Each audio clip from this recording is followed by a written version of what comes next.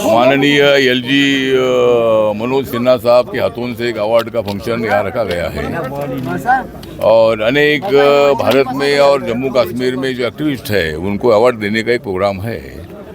उसके साथ साथ मैं जिस पार्टी से आता हूँ रिपब्लिकन पार्टी ऑफ इंडिया, उस पार्टी के तरफ से आज हमारे मंजूर खान जी जो है उन्होंने मतलब आज यहाँ ये कार्यकर्ताओं की मीटिंग यहाँ रखी थी और यहाँ कश्मीर के 10 जिलों के एक्टिविस्ट इधर आए थे और कश्मीर के सभी जिलों में रिपब्लिकन पार्टी का यूनिट चालू है। तो आने वाला जो लोकल बॉडीज का इलेक्शन है जो नवंबर में जो आ रहा है, तो वो इलेक्शन हम लड़ने का प्रयत्न करने वाले हैं और रिपब्लिकन पार्टी गाँव तक पहुँचाने का काम हम करने वाले हैं। एक तो हमारी भूमिका ये है कि 370 आर्टिकल हटाने के बाद यहाँ डेवलपमेंट जोर जोर से हो रहा है, लेकिन और भी उसको गति आनी चाहिए। उसके लिए भारत सरकार की तरफ से पूरा सहयोग जम्मू कश्मीर के लिए देने का माननीय नरेंद्र मोदी जी का इच्छा है, उनका सपना है और यहाँ मतलब अच्छा डेवलपमेंट हो, या बेरोजगारों को रोजगार मिले, यहाँ कुछ उद्योग इधर आए, उसके लिए प्रयत्न चल रहा है। होटल इंडस्ट्री को भी ज़्यादा बढ़ावा देने के लिए प्रयत्न हो रहा है। और आप लोग जानते हैं कि 370 आर्टिकल हटाने के बाद कम से कम 2,70,80,000 से ज़्यादा टूरिस्ट इधर आए थे।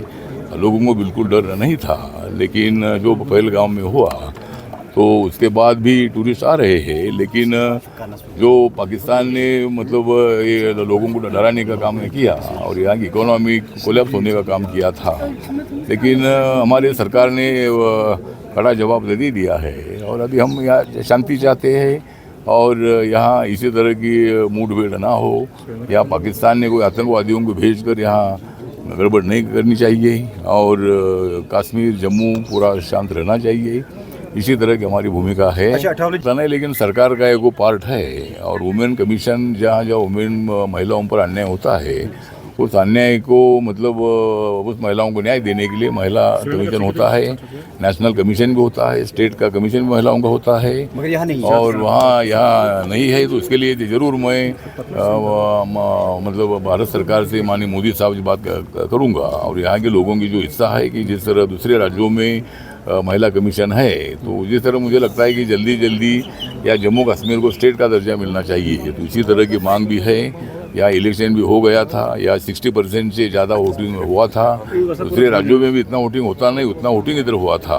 तो मैं जम्मू कश्मीर के लोगों का आभार व्यक्त करता हूँ कि उन्होंने मतलब किसी के धमकाने को मतलब ना डर कर वोटिंग किया था और ज़रूर माननीय उमर अब्दुल्ला जी सरकार आई है तो यहाँ जल्दी जिस तरह माननीय अमित शाह साहब ने जब 370 आर्टिकल हटाने का निर्णय लिया था तभी बताया गया था कि बहुत जल्दी यहाँ जम्मू कश्मीर को स्टेट का दर्जा दे देंगे। तो ज़रूर भविष्य में जल्दी भारत सरकार वो निर्णय ले सकती है। उसके बाद यहाँ वुमेन कमीशन हो जाएगा करेंगे, वो तो हमारी सरकार के मन में तो ही जम्मू कश्मीर को दर्जा दे देना है स्टेट का, लेकिन अभी कब होगा ये भी मैं नहीं बता सकता हूँ, लेकिन बहुत जल्दी हो जाएगा ऐसा मुझे पूरा विश्वास है। Schedule caste, DNT, OBC, senior citizen, transgender, दिव्यांगजन, अनाथ, इनका मेरा मंत्रालय काम करता है।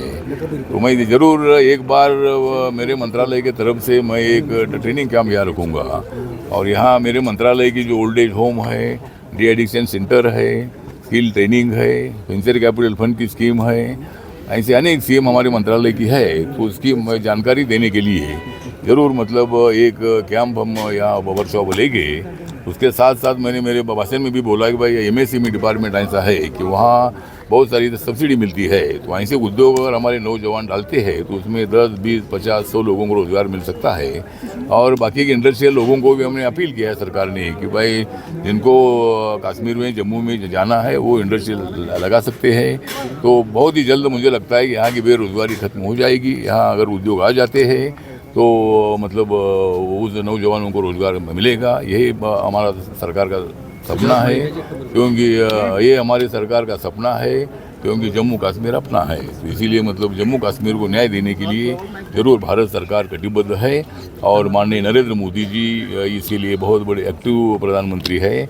ज़रूर जम्मू कश्मीर को सामाजिक, आर्थिक, शैक्षणिक न्याय में मिलेगा। मेडिकल ट्रीटमेंट के लिए भी मतलब अस्पताल के निर्माण हो जाएगा और यहाँ लोगों को सबको न्याय मिलेगा, ऐसा हमारा विश्वास है। नुकसान हुआ है भारी बारिश से, मतलब जम्मू में काफ़ी नुकसान भी हुआ है और अभी राज्य सरकार ने भी उसका सर्वे करना है, उसका पंचनामे करना है और ज़रूर राज्य सरकार ने भी मदद करनी है और भारत सरकार की तरफ से भी जो हमारा डिपार्टमेंट होता है पुनर्वसन डिपार्टमेंट, उनके तरफ से भी कुछ मदद हो सकती है। उसके लिए पूरा उसका रिपोर्ट तैयार हमारे पास अगर आता है तो ज़रूर फ्लड में जो नुकसान हुआ है उनके किसानों को, लोगों को ज़रूर मदद करने का प्रयत्न हमारा रहेगा। अनेक बार इधर आए हैं, मतलब जब जब आवश्यकता होती है तब अमित शाह यहाँ आते हैं और यहाँ के लोगों को आश्वासन भी देते हैं। यहाँ ज़्यादा एक्टिव कैसा जम्मू कश्मीर बने, यहाँ सब क्षेत्र में कैसा डेवलपमेंट हो, उसके लिए माननीय अमित शाह साहब का हमेशा मार्गदर्शन जम्मू कश्मीर को होता है और बहुत बार यहाँ वो हमेशा आते हैं। जिस तरह पहलगाम में जब मतलब हमला हुआ था तब फ़ौरन 1-2 घंटे में मतलब अमित शाह जी इधर आए थे। तो इसी तरह मुझे लगता है कि अपनी इकोनॉमी कोलैप्स करने का प्रयत्न हुआ था, लेकिन अभी स्थिति बेहतर है और टूरिस्ट भी यहाँ आ रहे हैं। जिस तरह 370 आर्टिकल हटाने के बाद 2.5-3 करोड़ टूरिस्ट इधर आए थे, उनको डर नहीं लगता था। भारत के भी जो टूरिस्ट रहते थे और इंडिया के बाहर के भी टूरिस्ट रहते थे, तो इसलिए पाकिस्तान ने जानबूझकर मतलब हमारे टूरिस्ट पर हमला करने का प्रयत्न किया। उसमें 26 लोगों की जान चली गई थी, लेकिन ऑपरेशन सिंदूर के माध्यम से पाकिस्तान को सबक सिखाया है, सभी आतंकवादी आदि उद्ध्वस्त कर दिए हैं। और अभी हमारा लक्ष्य ये नहीं था कि भाई पाकिस्तान की युद्ध करना, लेकिन आतंकवादियों को ख़त्म करने का हमारा इरादा था और वो इरादा हमारा पूर्ण हुआ है। हम ट्रम्प साहब बोलने से ये युद्ध बंद हुआ ऐसा बिल्कुल नहीं है। हमारा लक्ष्य इतना ही था कि भाई आतंकवादियों को ख़त्म करना है, तो इसीलिए मुझे लगता है कि ट्रम्प बोलने से हमारा युद्ध बंद नहीं हुआ है।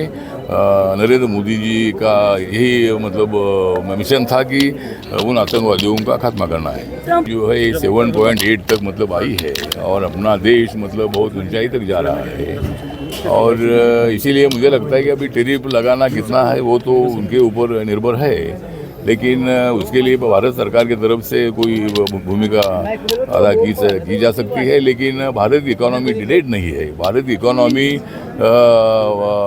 हेड है, मतलब भारत की इकोनॉमी नहीं है डेड, भारत की इकोनॉमी है दुनिया का हेड। तो हम पहले 10 नंबर पर थे, बाद में 5 नंबर पर आए थे, अभी 4 नंबर पर हमारी इकोनॉमी है और 1 साल के अंदर हम 3 नंबर पर जाएंगे, बाद में 2 नंबर पर जाएंगे और एक दिन अमेरिका को भी पीछे छोड़कर हम 1 नंबर पर आएंगे, ऐसा हमें पूरा विश्वास है।